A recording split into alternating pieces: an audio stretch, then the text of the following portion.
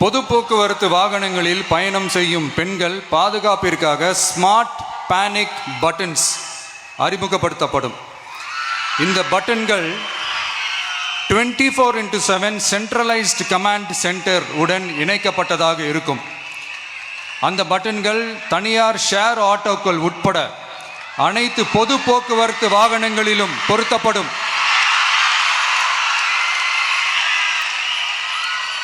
இந்த பட்டன்கள் வழியாக 5 நிமிடத்தில் பதிலும் பாதுகாப்பும் உறுதி செய்யப்படும். சிசிடிவி கேமராக்களும் விளக்குகளும் வெளிச்சமும் இல்லாத இடங்களே இல்லை என்ற வகையில் 0 டார்க் ஸ்பாட்ஸ் உருவாக்கப்படும். பெண்கள் பாதுகாப்பை 24/7 கண்காணிப்பு செய்ய முடியுமா என்ற கேள்விக்கான பதிலாக state of the art command centres அமைத்து சிசிடிவி நெட்வொர்க்குகளை கண்காணிக்கவும் அவசர நிலைகளை அந்த நேரத்திலேயே கண்காணிக்கவும் அதற்கான விரைவான பதிலை உறுதி செய்யவும் அதிநவீன கட்டளை மையங்களை அமைத்து பெண்கள் பாதுகாப்பு உறுதி செய்யப்படும். அடுத்து, பெண்களுக்கு மிகவும் தேவையான நாட்களில் பொது விநியோகம் நடக்கும் இடங்களான ரேஷன் கடைகள் மற்றும் பள்ளிகள் கல்லூரிகள் மூலம் அனைத்து பெண்களுக்கும் விலையில்லா சானிட்டரி பேட்ஸ்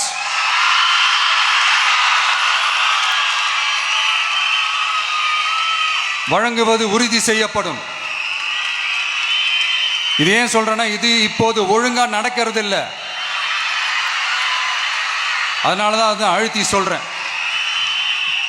இது இப்போ முழுமையாக செயல்படுத்தவில்லை என்பது நமக்கு நல்லாவே தெரியும். அடுத்து, சிங்க பெண்கள் மேம்பாட்டு திட்டம். நிலுவையில் உள்ள கடன்களை திருப்பி செலுத்துவதன் மூலமும் பெண்கள் நடத்தும் சுய உதவி குழுக்களுக்கு 5 லட்சம் வரை வட்டியில்லா நிதியை வழங்குவதன் மூலமும்